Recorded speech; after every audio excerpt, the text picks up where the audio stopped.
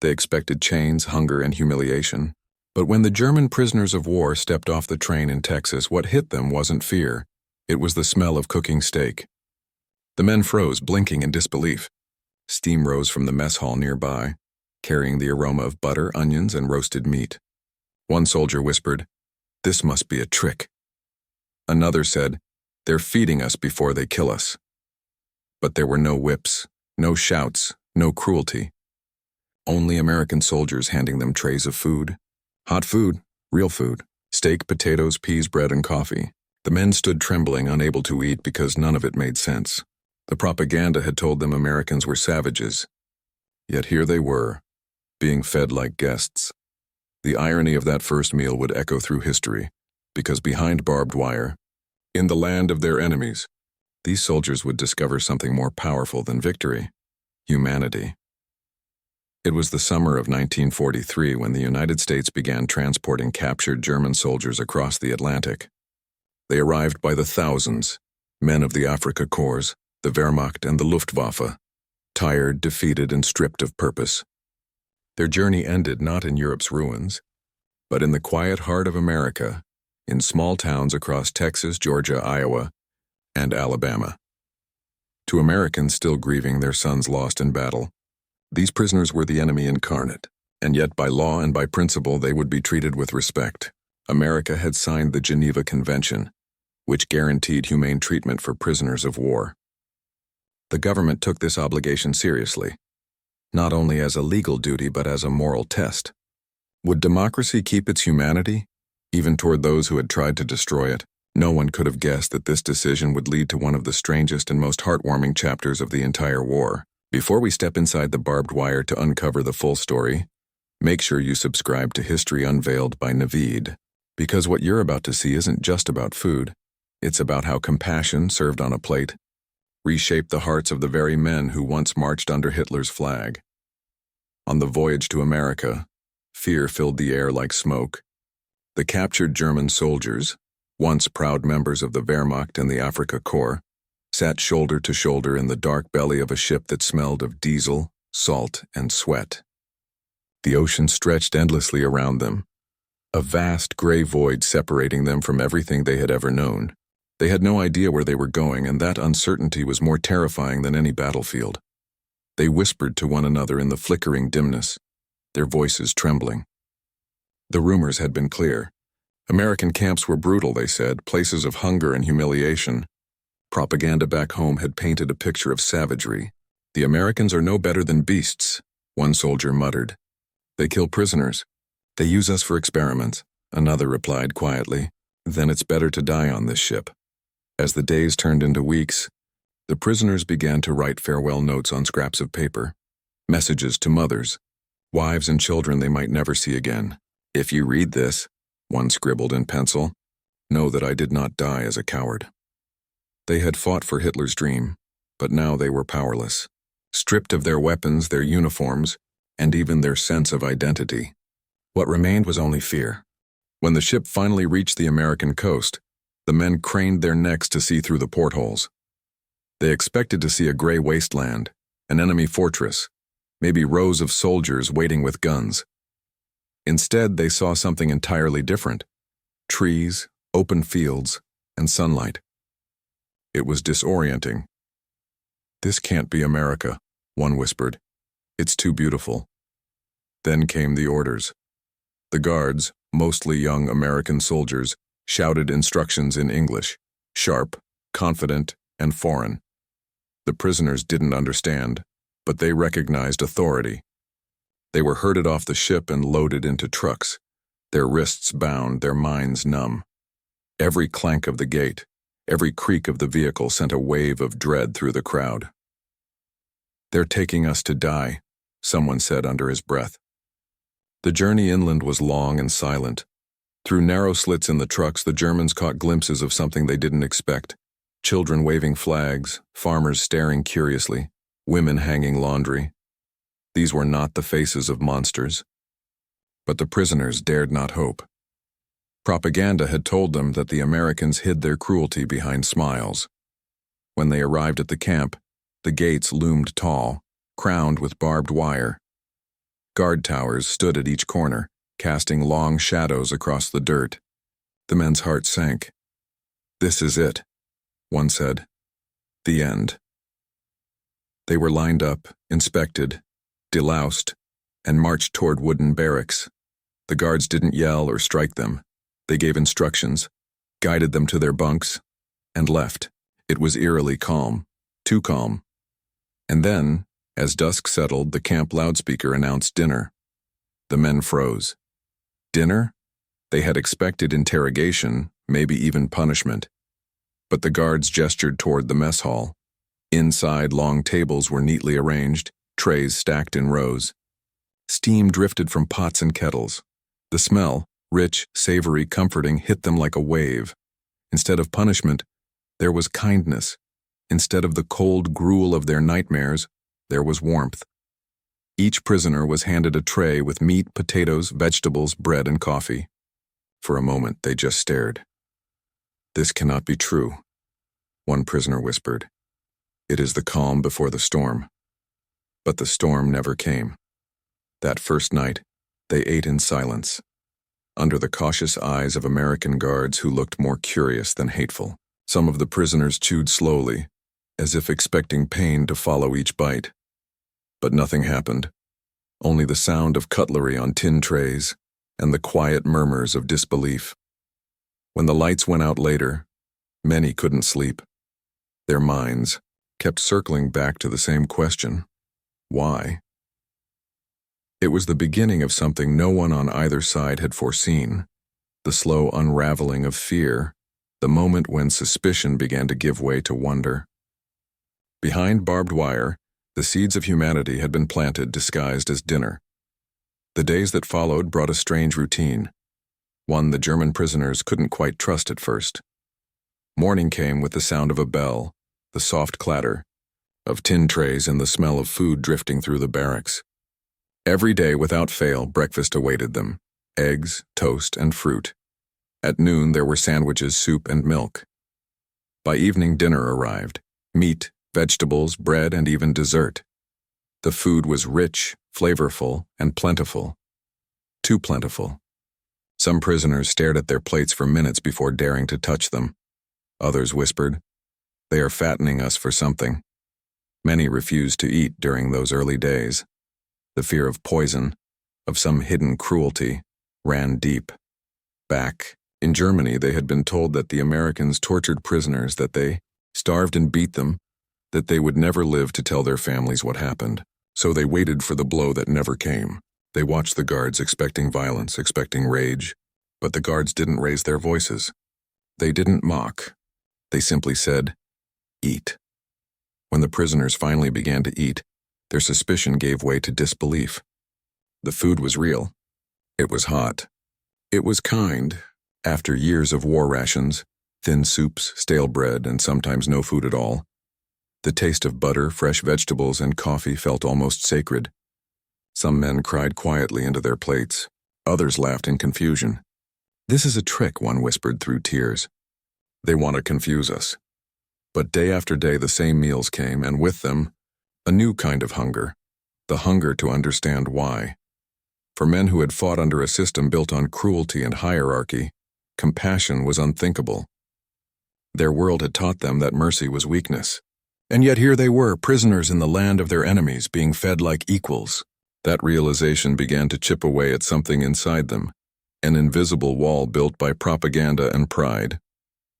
One POW, writing secretly to his wife, confessed, "We are fed better here than at home. The Americans treat us like humans." He knew his letter would be censored, but somehow it made its way through. Word spread across a shattered Germany. Mothers whispered to one another in bombed-out cities, "Our sons eat steak in America." Fathers who had lost everything felt a strange comfort in knowing their boys were not suffering.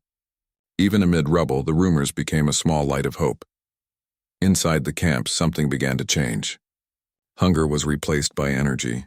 Despair was replaced by purpose. The men started to volunteer for work details, building roads, cutting timber, or repairing fences. They found meaning in routine. They smiled more often. They talked to the guards. Laughter, once forbidden by fear, returned in small bursts. Soon the camps transformed into something unimaginable, a community. The prisoners organized orchestras using handmade instruments.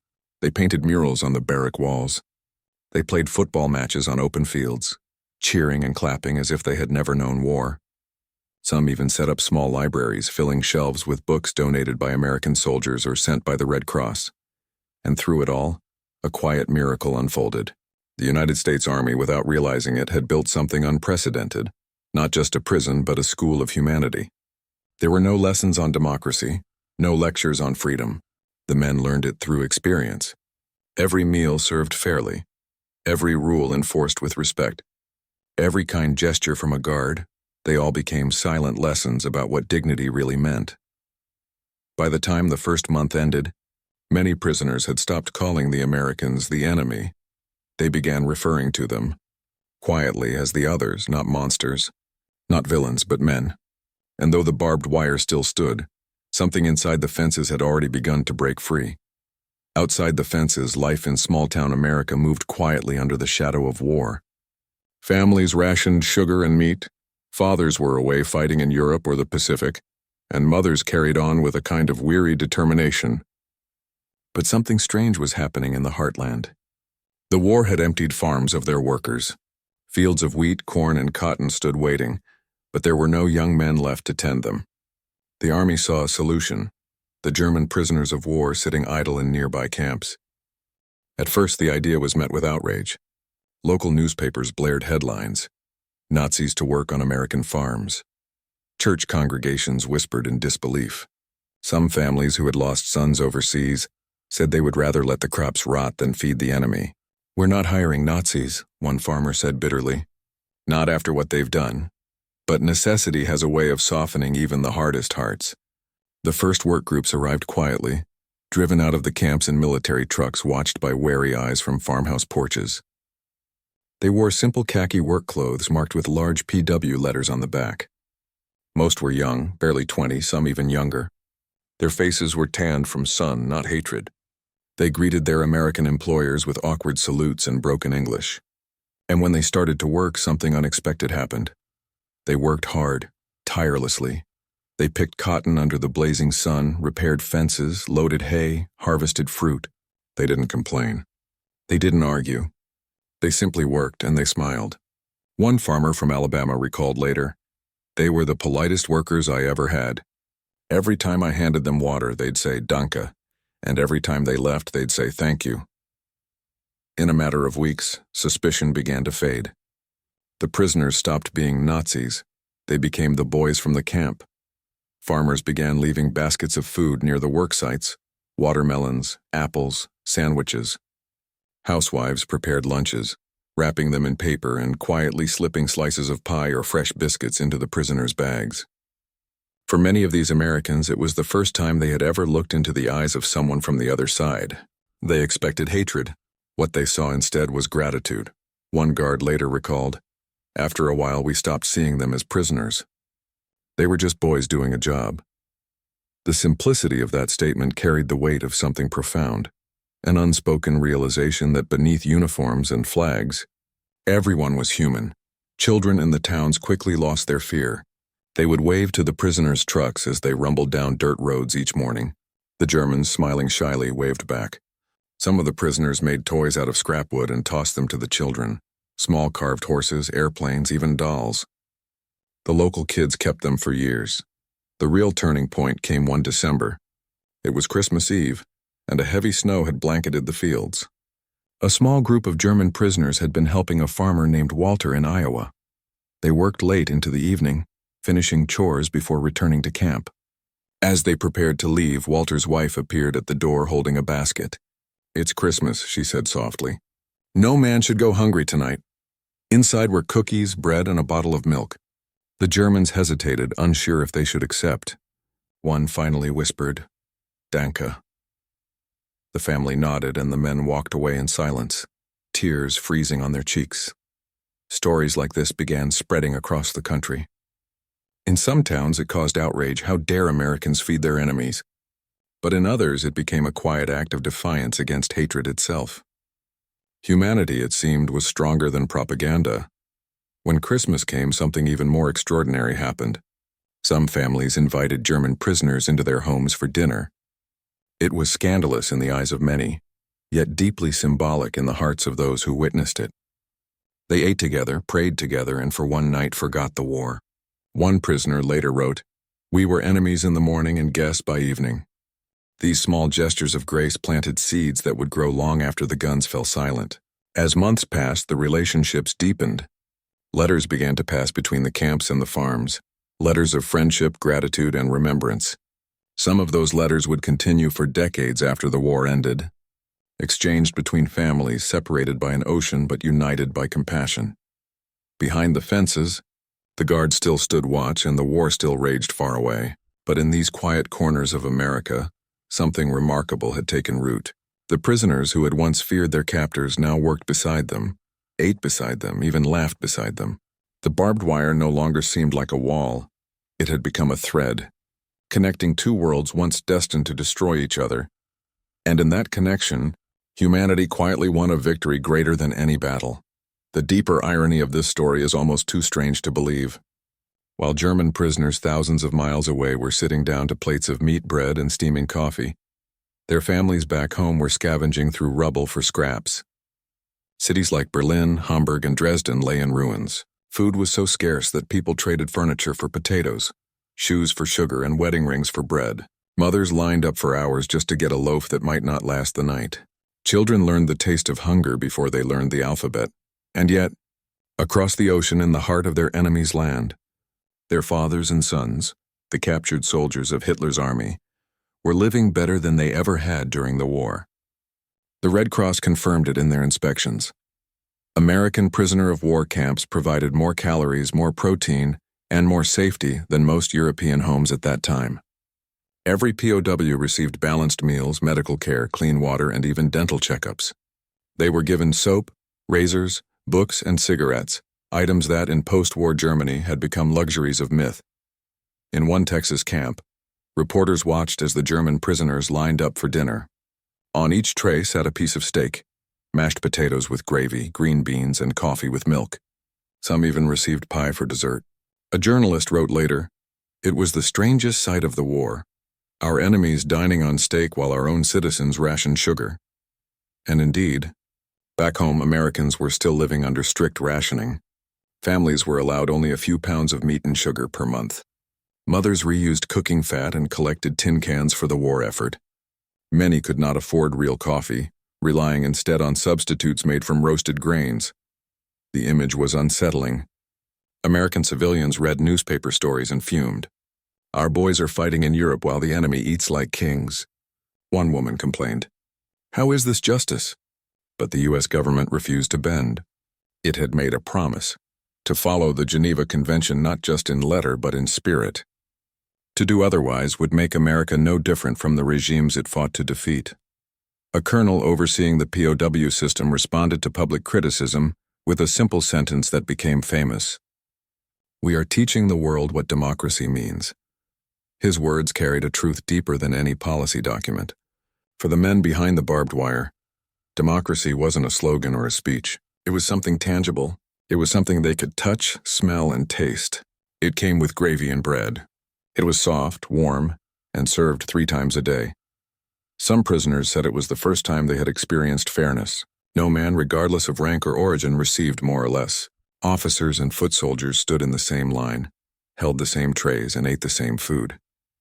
There was no favoritism, no hierarchy. In those small, ordinary moments, they began to understand the power of equality, something that no Nazi speech had ever taught them. For the guards and administrators, this humane treatment was both moral conviction and strategy.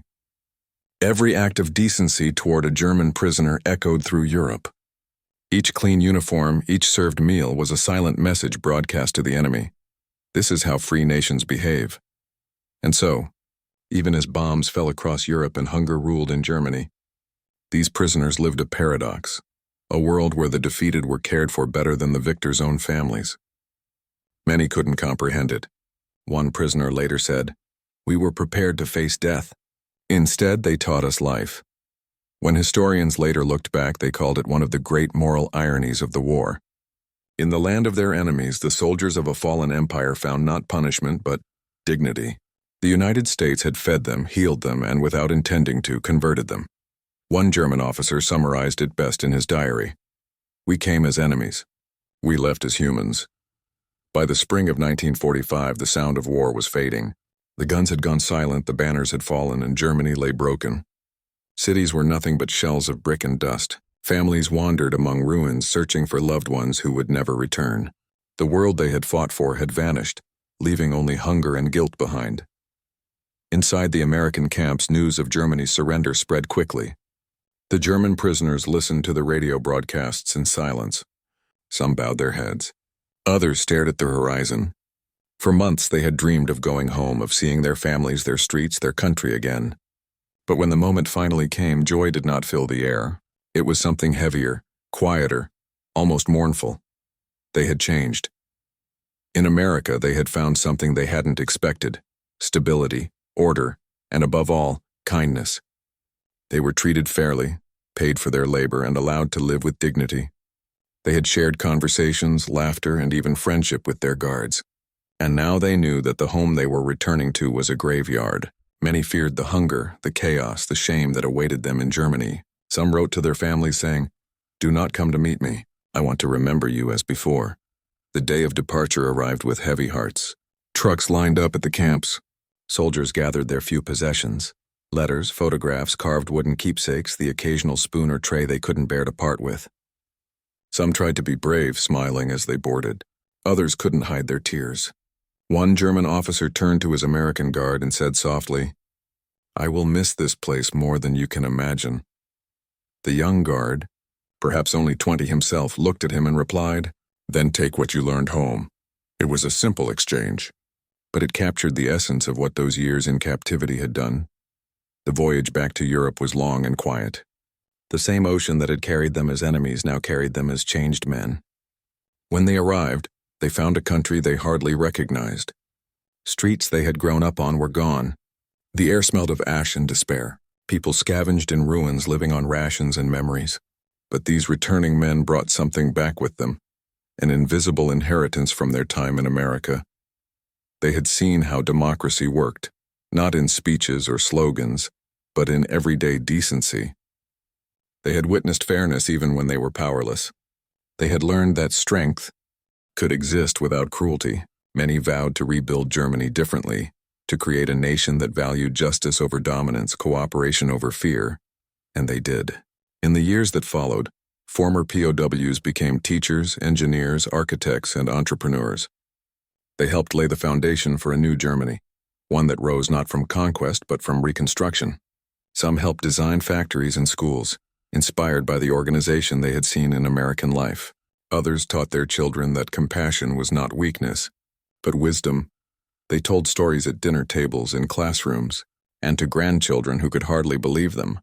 Stories of the country that had fed them instead of beating them, that had treated them not as monsters but as men. For many, it was the first time they understood what morality and victory looked like. Through those men, the spirit of democracy crossed back over the ocean. It flowed quietly, not through politics or treaties, but through human example, through the memory of an open hand instead of a closed fist. The transformation of those German prisoners was not loud or dramatic. It was quiet, steady, and profound. They had come to America as soldiers of tyranny and returned as builders of peace. And in that transformation, the true victory of the war revealed itself, not in destruction but in redemption. Time moved on. The war faded into books and classrooms, into old photographs and fading medals locked away in drawers. The men who had once been prisoners grew old. The hair that had been cropped short under military caps turned silver. The uniforms were replaced by suits, the fear replaced by memory. Decades later, many of them began to return to America, not as soldiers, not as captives, but as tourists, husbands, and grandfathers. The nation they once entered in handcuffs now welcomed them with open doors. For some, the journey back was deeply personal. They came with their children or grandchildren, hoping to show them the strange country that had changed their hearts forever. They visited the small towns where they had once labored in the fields, places like Hereford, Texas, Aliceville, Alabama, and Algona, Iowa. The people of those towns remembered too. Old farmers and their wives came out to greet them, their faces wrinkled by time but their eyes filled with warmth. They remembered the young men who had helped them harvest crops in scorching summers, the polite thank yous spoken in broken English, the smiles that had once seemed impossible during wartime. For many, those reunions were emotional. Some laughed, shaking hands as if no decades had passed. Others stood silently, unable to speak through the tears. There were hugs between men who had once stood on opposite sides of the battlefield. It was as if the war itself had dissolved in the embrace. One story stands out, a former German POW named Karl, who returned to Texas in the 1980s. He walked through what remained of the old camp, now nothing more than a few crumbling foundations and rusted barbed wire. With him he carried a small metal tray, the same tray he had eaten from every day during his captivity. When a reporter asked why he had kept it, Karl smiled and said, "Because it reminds me that even in war, kindness exists." That tray had outlasted empires. It had crossed oceans, survived bombings, and witnessed both hatred and forgiveness. For Karl, it wasn't just a piece of metal. It was proof that compassion could survive even when nations could not. Other former prisoners wrote letters to their old guards, thanking them for their decency. Some even attended the funerals of those guards decades later, standing beside their families, weeping quietly as if mourning a brother. The friendships forged in captivity had become a lasting bond between two nations once at war. Historians would later give this phenomenon a name: America's quiet victory. It was a victory not measured in battles or treaties, but in gestures, small, ordinary acts of kindness that transformed enemies into men who understood each other. It wasn't won by soldiers with rifles, but by cooks with ladles. Through food, America had done something extraordinary. It had reached beyond ideology and found the human heart. A simple meal, served to an enemy with dignity, had proven that decency could outlive hate, and that a single act of compassion could echo for generations. The legacy of those meals was not written in history books or carved into monuments. It lived in memories, in stories told to grandchildren, in quiet letters kept in drawers. It lived in the understanding that kindness, once given, never truly dies. When those men spoke of America in the years that followed, they didn't speak of its armies or its victories. They didn't talk about tanks or bombers or the power that had crushed the Third Reich. Instead, they talked about food, about fairness, about dignity. One of them famously said, "In Germany, I learned obedience. In America, I learned respect." It was a simple statement, but it carried the weight of an entire generation's awakening. For these men, the prison camps had become something unexpected: schools without teachers, classrooms without walls. No one lectured them about democracy or liberty. Instead, they experienced it every single day, in the fairness of their treatment, in the equality of their meals, in the quiet decency of the guards who saw them not as monsters, but as men. It was education through example, and its lessons would ripple through generations. When they returned to Germany, they carried those lessons with them like invisible scars, marks of transformation, not pain. They had seen a system built on justice rather than fear, cooperation instead of domination.